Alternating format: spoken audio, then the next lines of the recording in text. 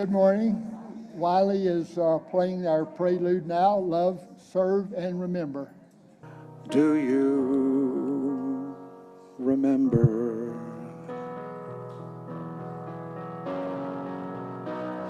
Why have you taken birth? Why have you come to love, to serve and remember, to love, to serve and remember.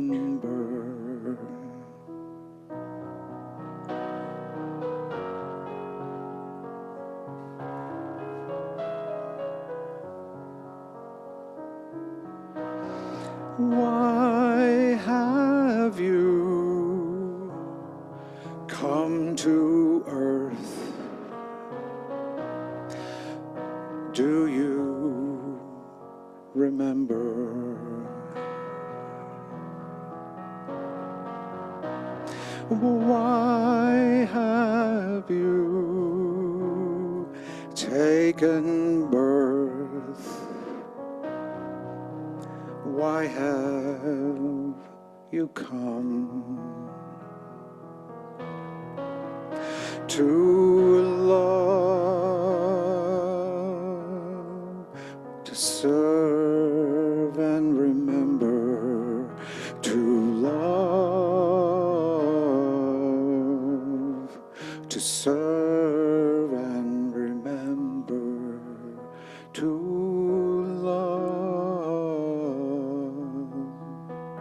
to serve and remember, love.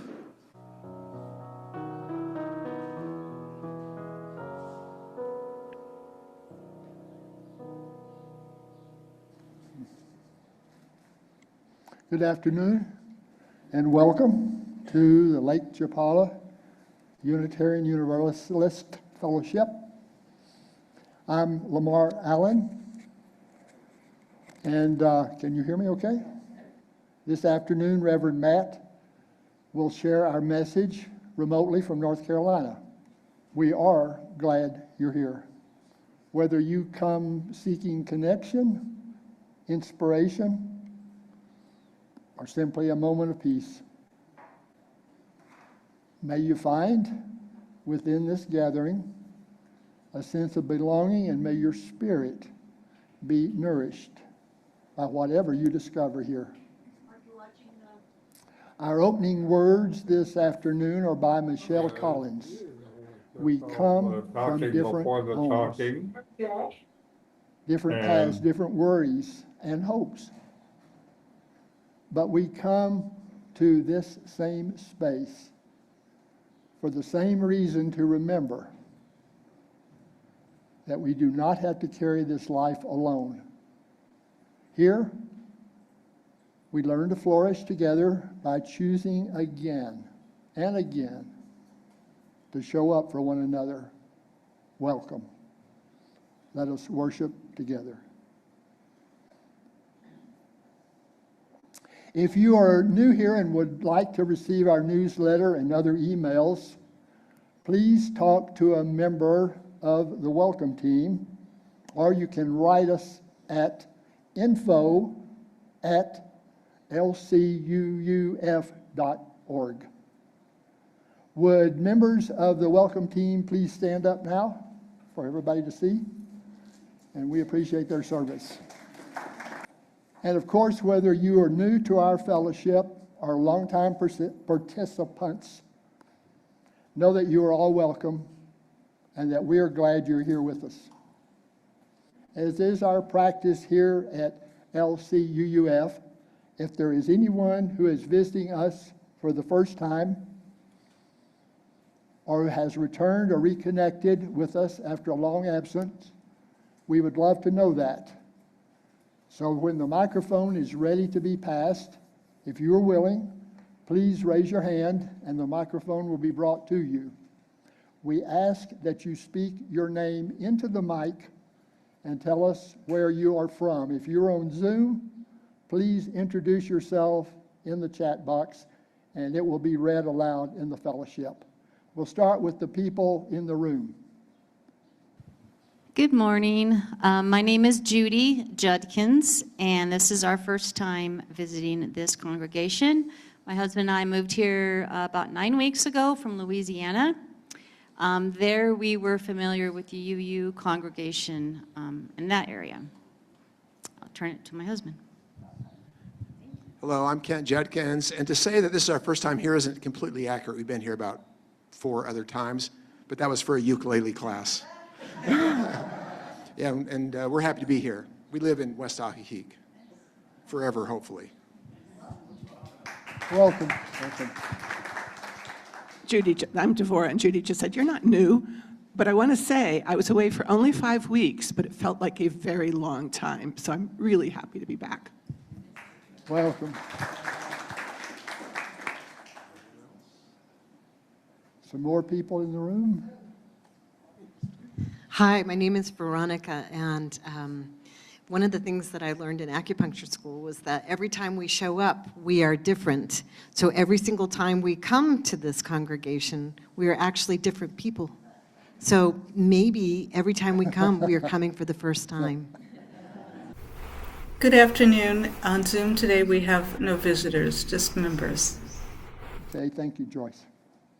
Welcome to everyone, our visitors, our members, our friends, us. Here at LCUUF, each week offers something different, whether it's reflections from our minister, Matt Alspaugh, or from other members, their insights and guest speakers. We do warmly invite you to return and continue journeying with us through this ever unfolding landscape of thought, spirit, and belief.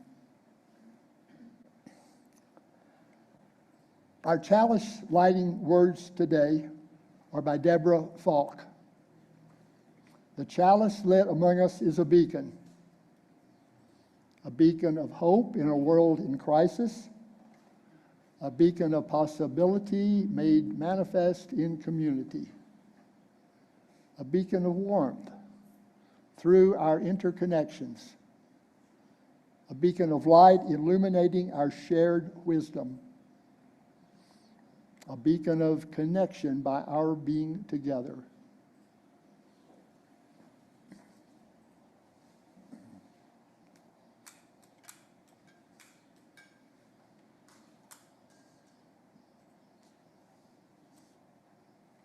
And now, having lit our chalice, let us sing these words together. We kindle this light in celebration for the life that we share. Each week, as we come together to lament with, celebrate with, and care for one another in our community, we take time to acknowledge and share what's real in our lives. There is power in the sharing as we hold each other in community. We'll begin here in the room to allow those joining us on Zoom to share by chat. If you have a joy, a sorrow, or a milestone to share, please raise your hand and a microphone will be brought to you. 1 or 2 sentences are enough. In the room? Hi, I'm Patty, and I just want to say I've been gone for 8 weeks, and I'm so happy to be back. Welcome back. Hi, I'm Dee Dee, and this is the anniversary of D-Day. Larry and I were there 2 weeks ago in Normandy at Omaha Beach. We were quite moved, and the weather was exactly the way it was the day of the soldiers came in. Rainy, cold, and freezing, and windy. But unfortunately, the United States Secretary of Defense was also there the other day and gave a speech that I really want to condemn, talking about no immigrants coming into Europe, no immigrants coming to the United States. I'm very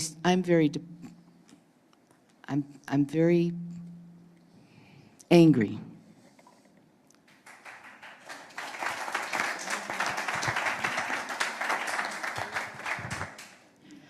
Well, I'm happy. So May 13th, Carrie Higgins told us about a need the Poco extended family needed for these girls to go to school outside of Mexico City, to a boarding school. 22 girls have taken a test. They're 11, 12 years old, and everything's paid for. They just have to get there. And I've been collecting money for folks. If you want to give me money today, that's great. But we've got transportation costs for 8 girls and counting. So thank you.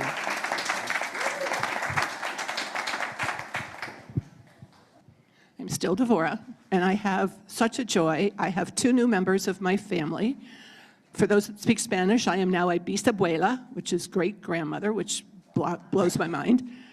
My great-grandson, Baron Michael Bomboy, was born on my 51st anniversary, so that was kind of cool. And my daughter, who some of you have met, on Saturday figured out what she wanted to do for her elopement, and we did it on Monday. And it was the most amazing ceremony I have ever been witness to. Her friends are all improv people. That's what they did.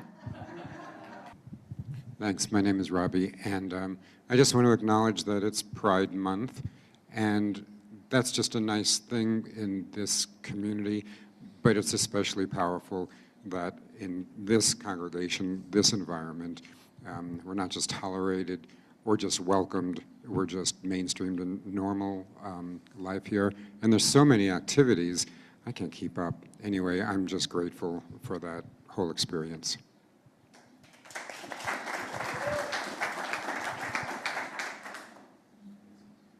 Anyone else in the room?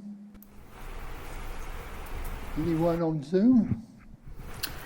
Yes, we do have a joy from Colleen Beery. She is very grateful because her 2-year-old granddaughter is bit by bit recovering from pneumonia, croup, and an ear infection all at the same time. And she said it was very scary, and she's joyful at the recovery. Thanks.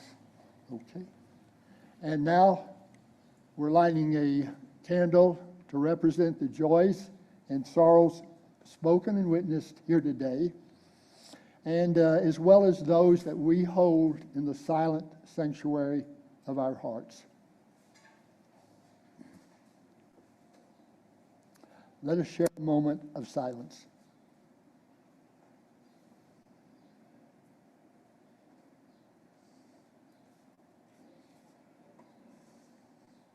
We passed the baskets during our worship service to make a community expression of thanks for the blessing of abundance, to visibly bring in the harvest at this most cherished hour of our worship of our week.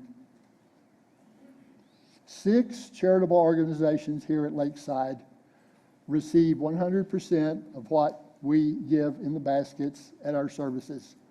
For June, we will be highlighting Tepawak Centro Comunitario. The description is on the monitor. As we pass the baskets, if you are new here or if you are struggling to hold things together, please let the baskets pass you by. Your presence is more than enough and is a gift to us. The morning offering will now be given and received in the spirit of grateful fellowship.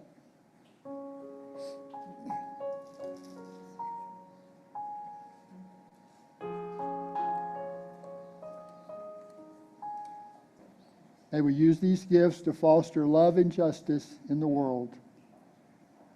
Our opening hymn today, Bright Morning Stars, Wiley and Emily. This is an adaptation of the traditional hymn by UU singer-songwriter Matt Meyer. We've sung the traditional hymn before. Just notice today how different this arrangement is. Please rise in body or in spirit as you're able and join us in singing. So Emily and I will sing that, the first, yes, that verse by ourselves, so you can hear this shape note tune that'll be very familiar, at least deep inside somewhere. Bright morning stars arising, bright morning stars arising, bright morning stars arising. Day is a breaking in my soul. Together. Bright morning stars arising, bright morning stars arising, bright morning stars arising. Day is a breaking in my soul. Rise up from morning slumber, rise up from morning slumber, rise up from morning slumber, rise up from morning slumber. Day is a breaking in my soul. Rise up and hear your calling, rise up and hear your calling, rise up and hear your calling. Day is a breaking in my soul. Oh, lift your voice to heaven, oh, lift your voice to heaven, oh, lift your voice to heaven. Day is a breaking in my soul. We'll build this faith together, we'll build this faith together, we'll build this faith together. Day is a breaking in my soul. Bright morning stars arising, bright morning stars together, we'll build this faith together. Day is a breaking in my soul. Bright morning stars arising, bright morning stars arising, bright morning stars arising. Day is a breaking in my soul.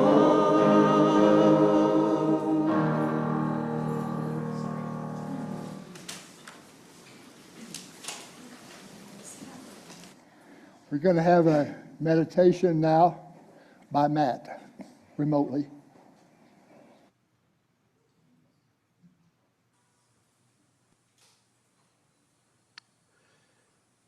Oftentimes, but not always, meditation is about quieting the mind. It is about letting go of the racing thoughts, the chatter, the monkey mind, as it's often called. And this can be quite hard, and for many people, they can get discouraged. Just last week, I encountered a brief video describing a method to experience this quieting, if only briefly. And I thought that rather than leading a meditation myself, as I usually do, let me show this video from a Han Brahm, a teacher in Western Australia. It's called Demonstration of How Easy It Is to Stop Thinking. And there is a classic example, a demonstration, which I love doing on every retreat, to show you how easy it is to stop thinking and what it feels like when you stop thinking. Because at least you can recognize, yes, it is possible, I can do it. And for many people, that is an amazing to realize, yes, they can stop thinking. It is possible, and they've actually experienced it. And the little demonstration is to ask you that when I am speaking, to also be aware of the reaction to my words inside your mind. So don't just listen to what I'm saying, also to listen to just what it does to you inside your mind. Because as I am speaking, as long as you're mindful inside a little bit, as I am speaking, you will begin to notice something strange. That between my words,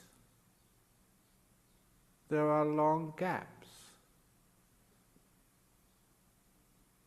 In those spaces between my words,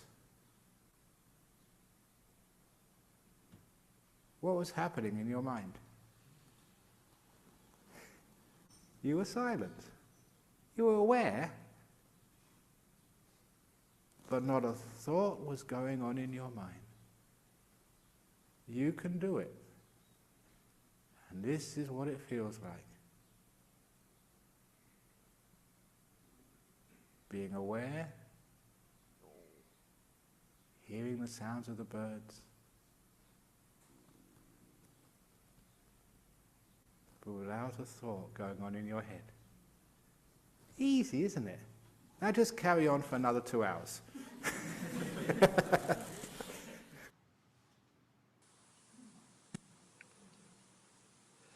So let's just take a moment, maybe a half a minute, and try quieting the mind.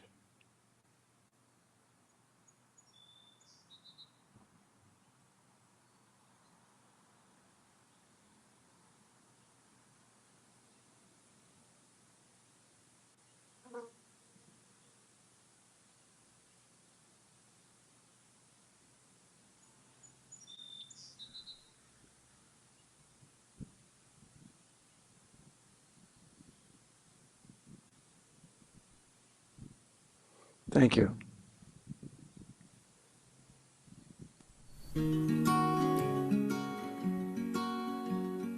Community is my most deeply held yeah. value. I believe that connection and relationships are really the only thing that matters in the world.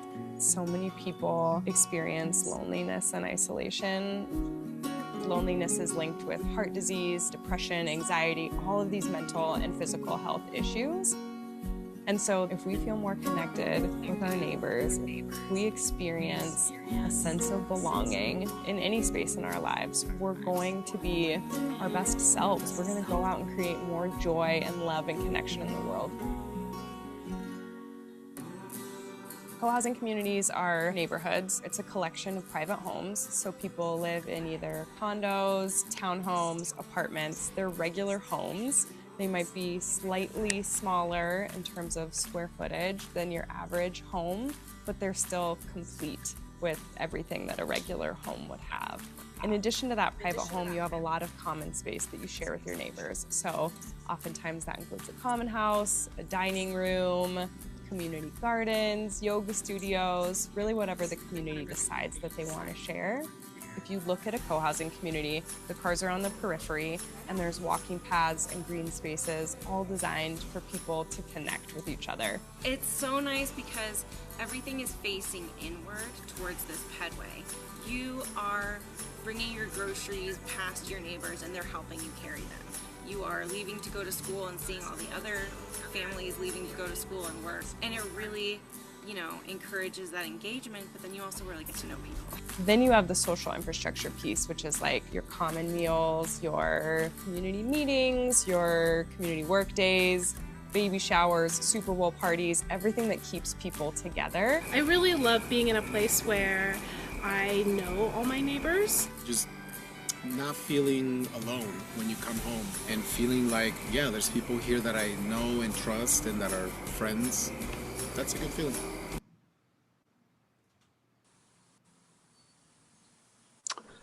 So one of the big projects that Liz and I are involved in right now here in North Carolina is helping to create a co-housing community near our home here in Western North Carolina. No, actually there's 2 projects like this. We're involved working with 2 such emerging co-housing communities. One of them is a bit more urban with some 14 houses on a property that's shared with an artist community and an historic hotel. And the other has a much more rural feel with some 6 to 10 houses near a lake. And both of these are in their very early planning stages, where we're trying to gather interested people and working on zoning and legal requirements and so on. Liz and I have been exploring co-housing for a long time, over 3 decades. It appeals to us a lot, but the timing and location haven't worked out for us in the past. Now, co-housing is different from typical neighborhood developments. Co-housing is a concept that developed in Denmark, where people own their own houses, but are far more neighborly than the typical neighborhood, sharing meals at least weekly, as well as sharing tools and gardens and other resources. Co-housing is one form of what are known as intentional communities.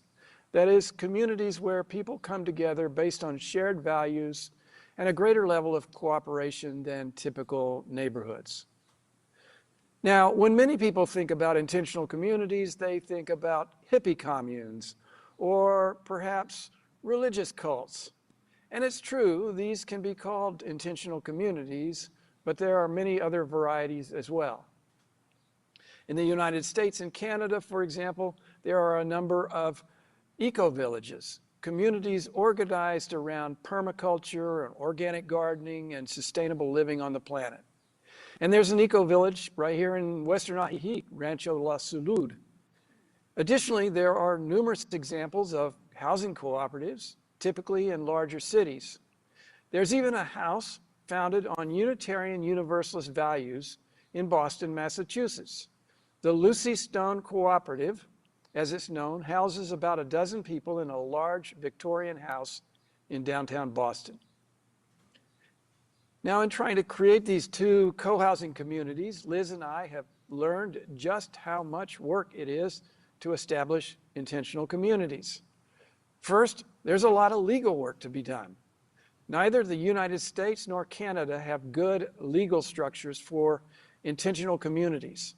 So these communities typically end up with multiple legal structures, perhaps a mix of conda or strata associations, limited liability companies, community land trusts, and 501c3 nonprofits.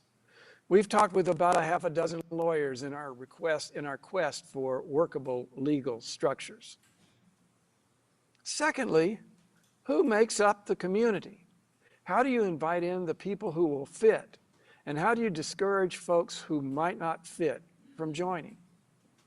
And once the people start actually living in their houses, the real work begins. How do you all keep moving in the same direction together? How do you deal with conflicts as they come up? Even in this early stage of community forming, we've already had conflict. And we've had people drop out because they realize they don't fit the emerging direction of the group. And related to all that, how do you govern and make decisions? Very few intentional communities tend to use conventional boards and committees and Robert's Rules of Order, for that matter. A lot of intentional communities govern by consensus. That is to say, everybody is involved in every decision, and everyone must agree 100% before anything is done. An eco-village near us holds mandatory governance meetings twice a month, where everything gets considered and approved. These meetings typically run 4 hours or more in length. I'm just not ready for that. In both of the co-housing communities that we are involved in, we're looking at a more modern form of governance called sociocracy. Sociocracy was developed in Europe and promises to be a much more efficient arrangement than consensus-based governance. So given all the hard work involved in creating co-housing community, and given all the extra risk, why would anybody want to do this? Why not just buy or rent a house in a subdivision somewhere or a condo? Well, here's another video. This one's from Canada.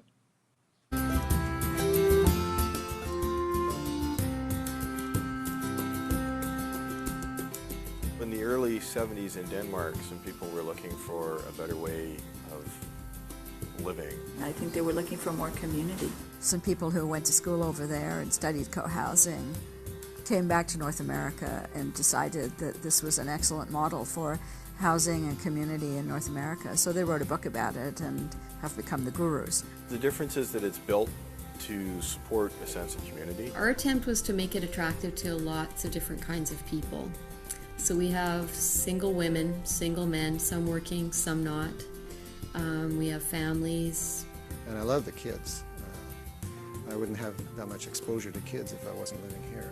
And what I love about here is that Ethan or Alex or any of the kids or Amber can talk to anybody else.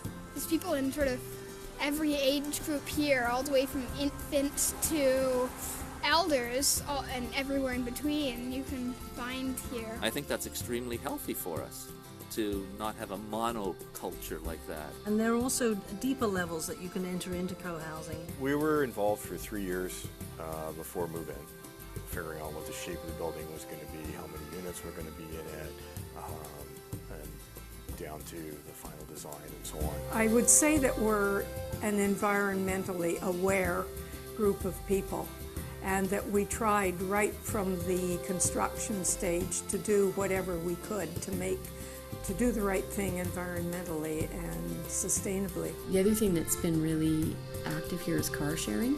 We have one woodworking shop for 31 homes as opposed to 31 woodworking shops, and the list goes on. Certainly, some of the concerns were that if you live in a place like this on top of each other, you wouldn't have privacy. That's certainly not been my experience.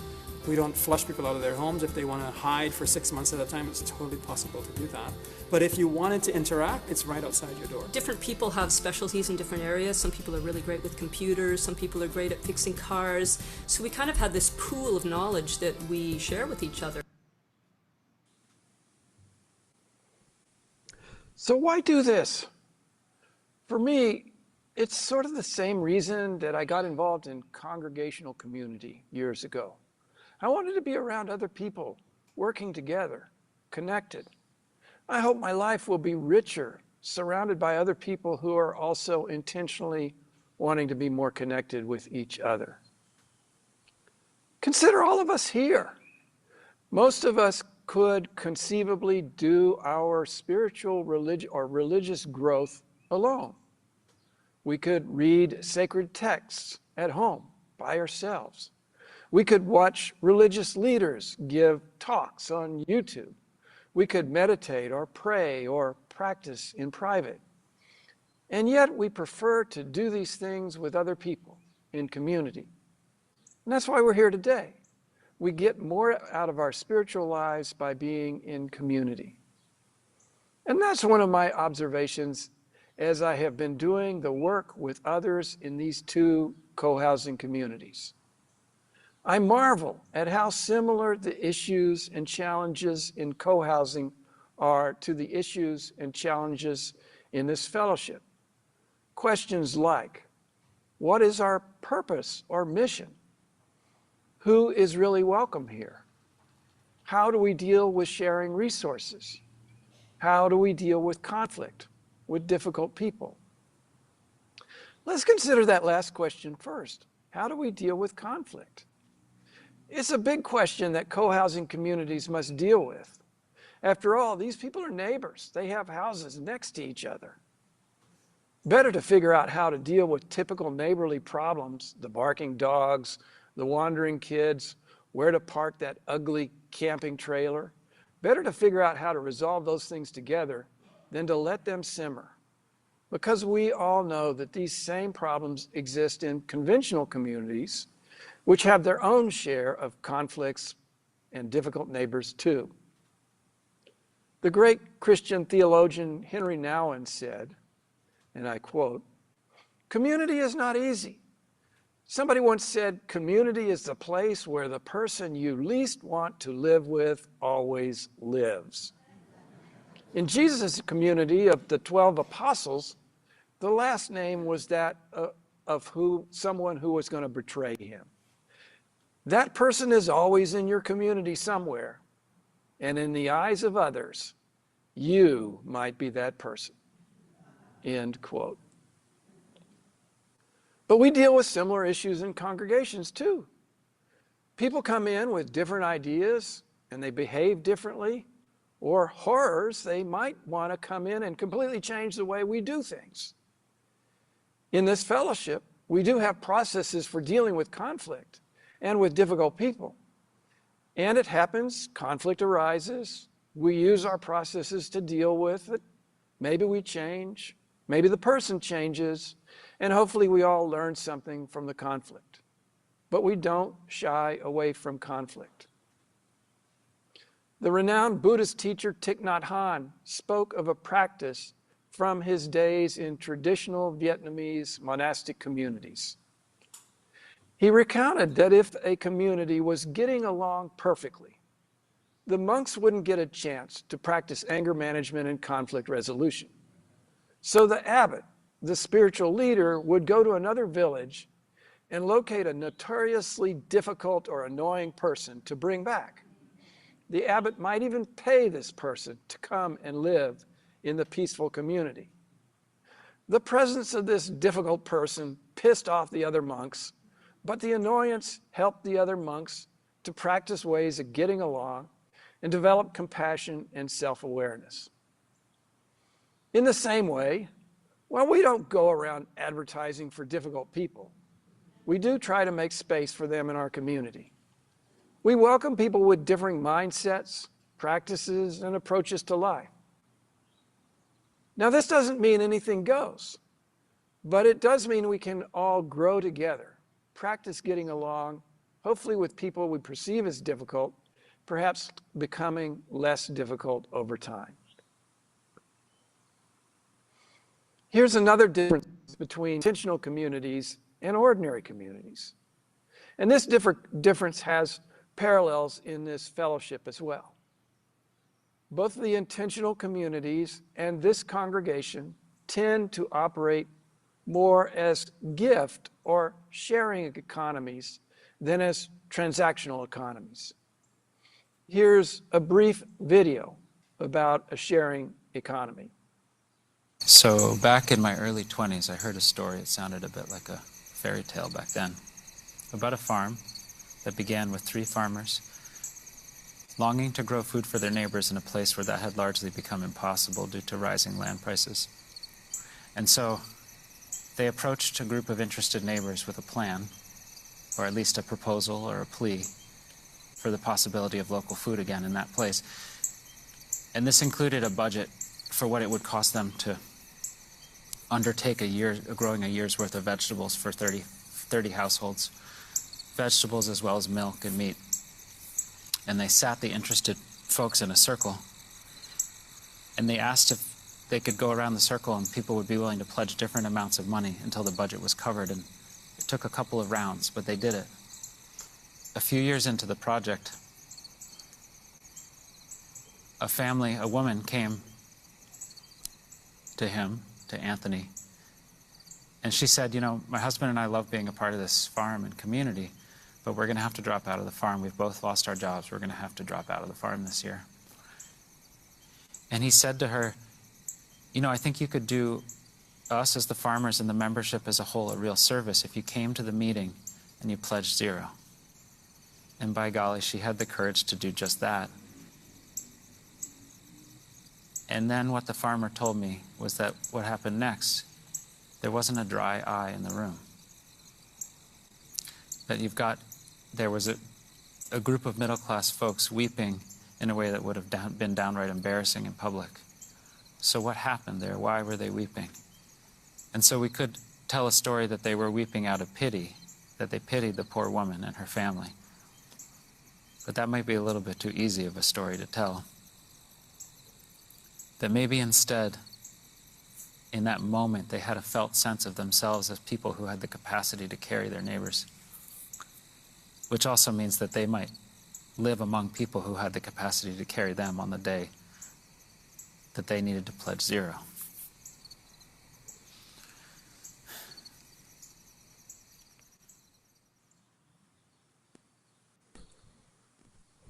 So that's what we seek to achieve here at LCUUF.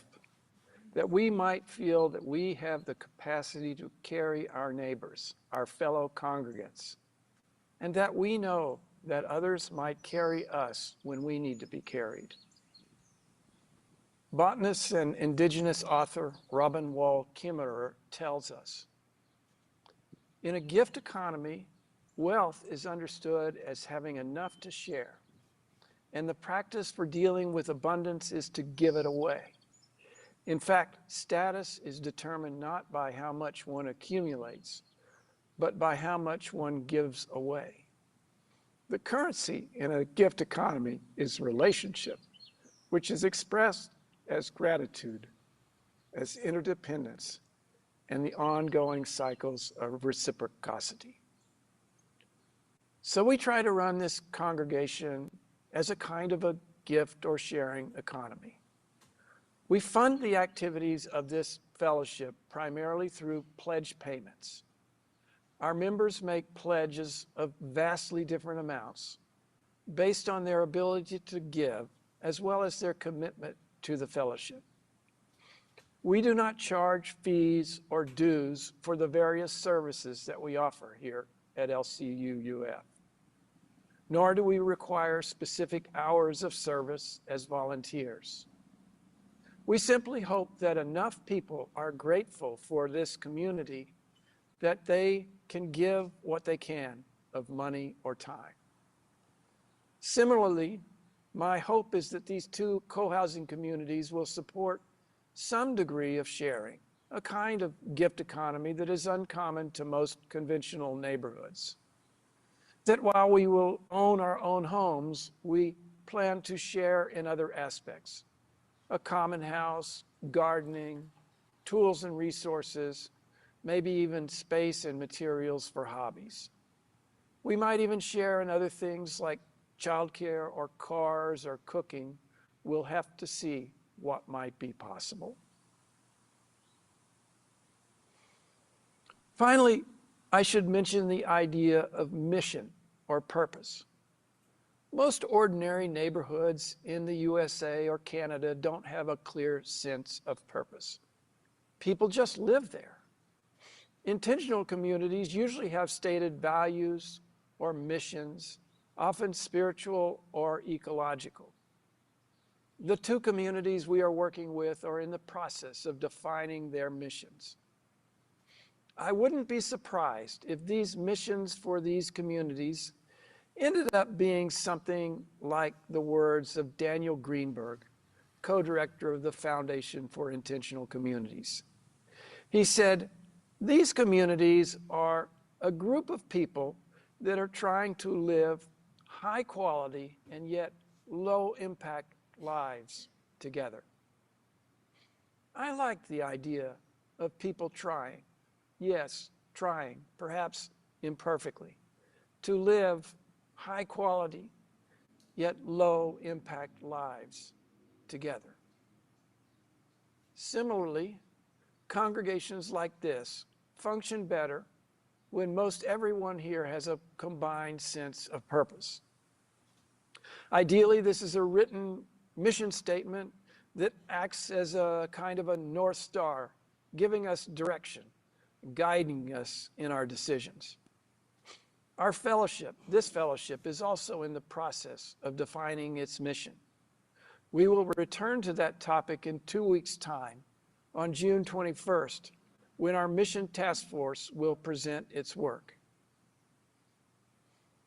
Years ago, when I was a lay leader at Jefferson Unitarian Church in Golden, Colorado, our minister, Reverend Peter Morales, would often say that church leaders were a lot like sled dogs. While we didn't appreciate being compared to sled dogs, Peter had a point. Mushers of sled dogs would often say that when two sled dogs are fighting, the sled doesn't go anywhere. But on a successful team, the dogs are all aligned toward a common goal. Peter wanted to get us all aligned toward a common goal, and that congregation became a growing, flourishing one. And that's what we want for this fellowship, to continue to flourish Let's clarify our mission, our common goal.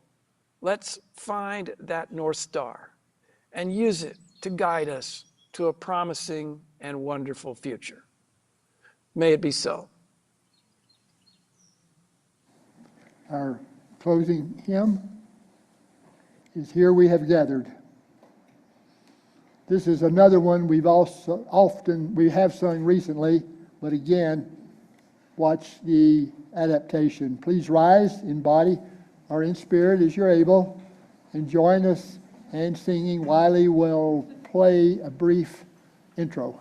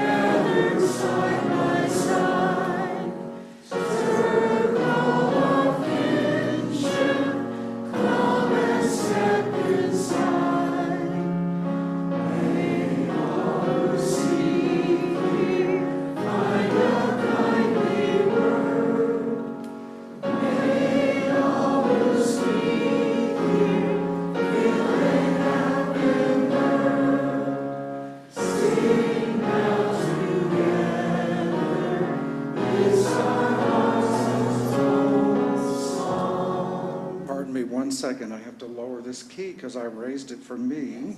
This will be better. Here we go.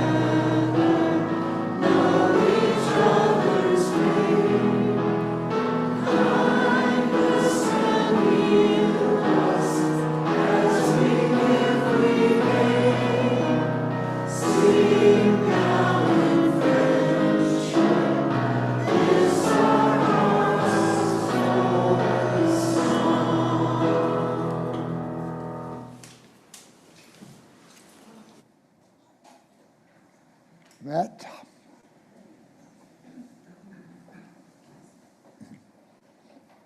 Closing words from Matt. And so here we have gathered because each of us flourish best, not as individuals, but in community. We flourish because the community supports us, nurtures and cares for us, and we in turn support the community as it works towards goals larger than any of us could achieve alone. Let us go from here knowing the loving embrace of this community now and into the future. We'll extinguish our chalice now, and let us say these words which we read together.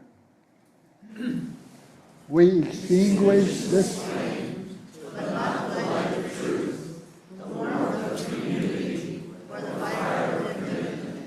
These keep in our hearts and share with the whole world. And now our postlude, Wiley and Emily, please.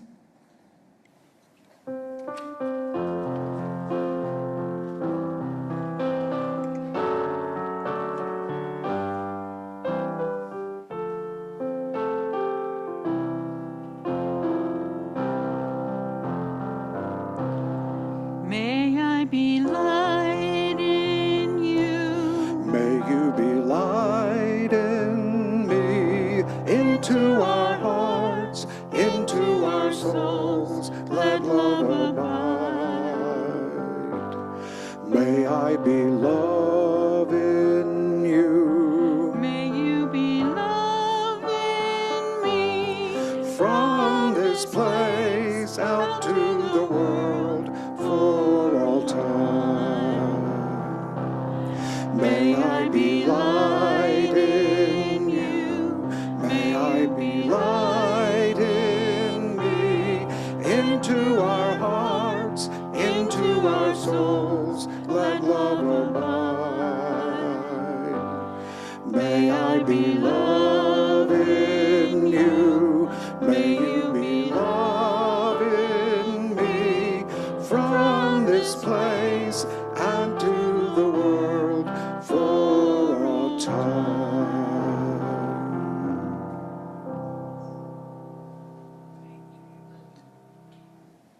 Our worship is over. Our service begins. Go in peace and with a purpose.